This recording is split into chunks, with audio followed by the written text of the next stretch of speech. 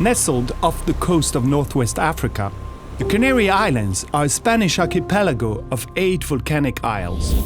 Fuerteventura, Lanzarote, Gran Canaria, La Gomera, Tenerife, El Hierro, La Graciosa, and La Palma.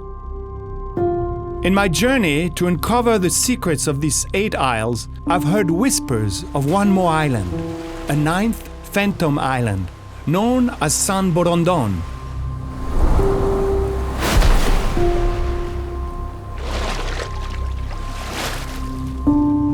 Named after an Irish monk who is said to have embarked on a voyage across the Atlantic Ocean, Saint Brendan encountered a giant fish that carried his ship to San Borondon. In search of the elusive 9th Canary Island, I first head to La Gomera to explore its many renowned viewpoints while meeting locals to see if anyone has seen or heard of the Phantom Island.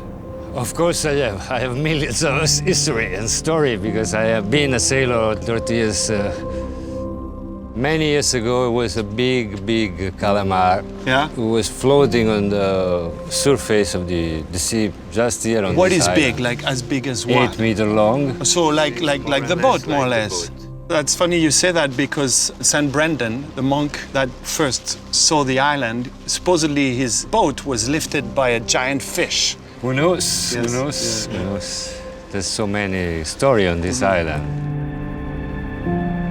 From La Gomera, mythic landscapes emerge through the mist, as if the mystery of the sea is calling to you.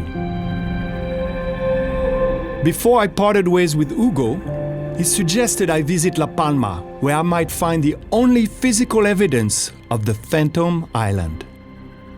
I meet with Maria Victoria, who has a single photograph of what could be San Borondon in her possession, taken in 1958 by local photographer Mr. Rodriguez Quintero.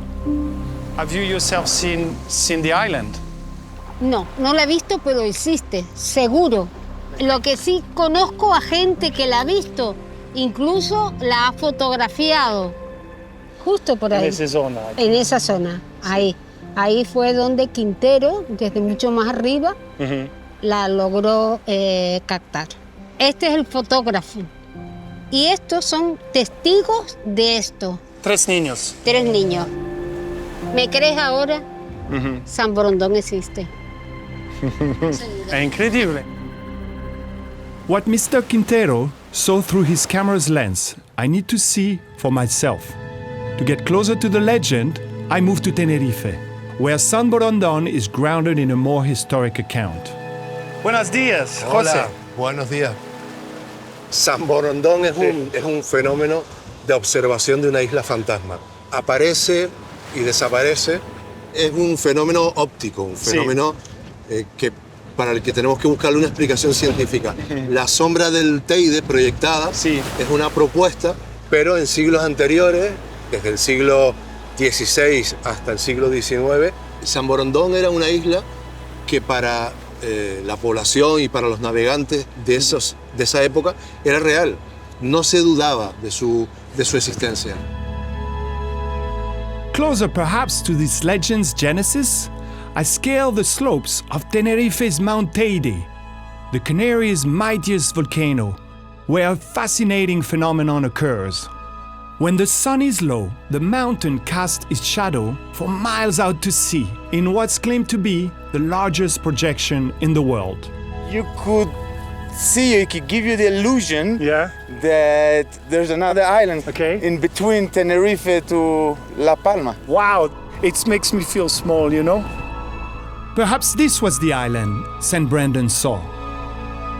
When I think back on my excursion to discover the 9th Canary Island, I can't help but feel the exhausted, lost St. Brendan could have gratefully stumbled upon any one of the isles in this stunning archipelago, birthing the legend and opening the way for anyone looking to discover their own vision of paradise.